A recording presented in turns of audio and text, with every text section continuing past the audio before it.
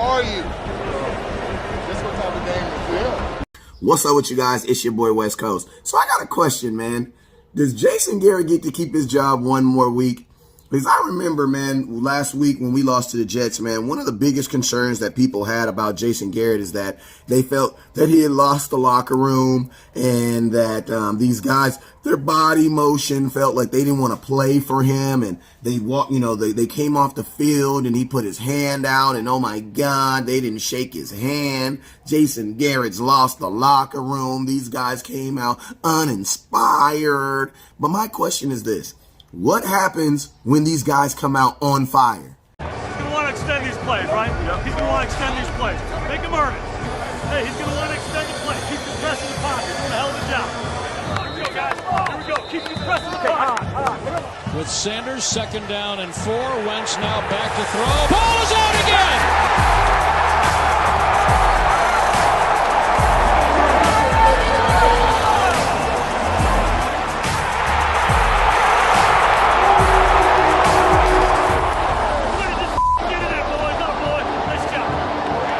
When these guys come out inspired, when these guys know, Jerry Jones made a statement like this on the Sunday that we lost to the Jets. He said, this is his ex statement. He said that he felt that Jason Garrett's job security was safe, but he did make a joke at the end that said, hey, but talk to me about that on Monday, alluding that, guess what? If things didn't happen in the way that they should have happened on Sunday, then there could have been a chance that Jason Garrett would have lost his job. Now, think about this. If he was able to lose his job in the opinion of the Dallas Cowboys because of that 3-game losing streak, and because you guys felt that the Dallas Cowboys didn't come out with any energy and fire, what happens when the Dallas Cowboys do come out with energy and fire, when they do come out and they execute, when they do come out and they play with passion, and when they do come out and they play like, their coach's job is on the line and they want to make sure he's still to be able to stay here. Think about this. The Dallas Cowboy team and the organization knew that if they lost that Philadelphia change going into the bye week, there was probably going to be some changes. Because think about last year, we lost the game before the bye week, and guess what we did? We fired the offensive line coach. Jason Garrett flew out here to California, and we were looking for a new offensive line coach. We brought in Amari Cooper. There was a lot of changes that happened last bye week because of some losses in the way we were trending. So think of this. Jason Garrett had these guys ready and prepared to come out and play. I'm not going to get into the whole back and forth of who's calling plays or who's not calling plays, because if you honestly think that Jason Garrett's calling plays right now, I just don't think that you are paying much attention to what's going on in Dallas, because there's a narrative that basically anything that something positive happens in Dallas, it's always Kellen Moore. And anytime that anything negative happens in Dallas, that means that Jason Garrett went into Kellen Moore's office and punched him in the face and took the play calling back. I've heard some of the dumbest stuff in the world. Like I had this dude tell me today, oh, this just means that they finally let Kellen Moore get the play calling back. I'm like, that makes no sense. Why would Jason Garrett take over play calling for 3 games and then be successful, and then let Kellen Moore call plays for 3 games and then come into his office, the day before the Saints game, kick in the office door and say, I'm calling plays. And then he calls plays for 3 weeks and we go on a 3-game losing streak. And then Kellen Moore walks back into his office the night before the Philadelphia game and says, oh, I'm calling plays. No, man, that's not what's happening. What's happening is this.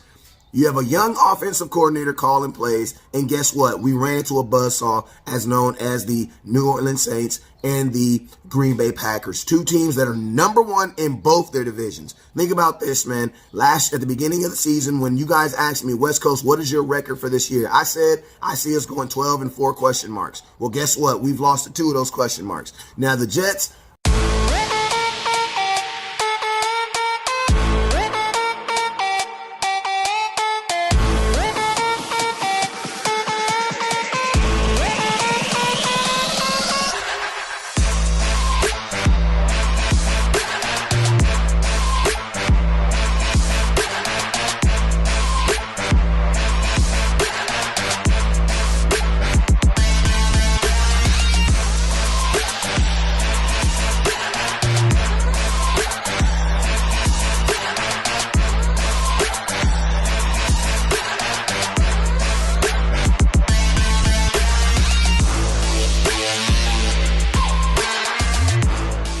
I'm going to be honest with you, the Jets was a bad game for the Dallas Cowboys. But one thing that I love about that Jets game is our get back. It's not necessarily about, because sometimes, guess what? Sometimes in life, you're going to get punched in the face, and it's going to hurt a little bit more than you thought it was. But it's not necessarily about how you take the punch. Sometimes it's about how you get up off the mat after you get knocked down. And I'm going to be honest with you, the Dallas Cowboys came out with a sense of urgency. They came out with a sense of pride. They came out with the mindset of, we don't give a damn of what's happened over the last 3 weeks. We're playing a division rival, and we're playing at our house. Cowboys were in the building. We was rocking, and our team came out, and they reciprocated the love, man. That's all I'm saying. I've been telling you guys for a long time, if you fire your coach in the middle of the season, you can pretty much cancel your season. Some of y'all wanted to fire your coach when we was 3-3, and we were still number 1 in our division. I think you guys need to take it week by week. Stop focusing so much on firing Jason Garrett, and let's focus on winning a Super Bowl. Why?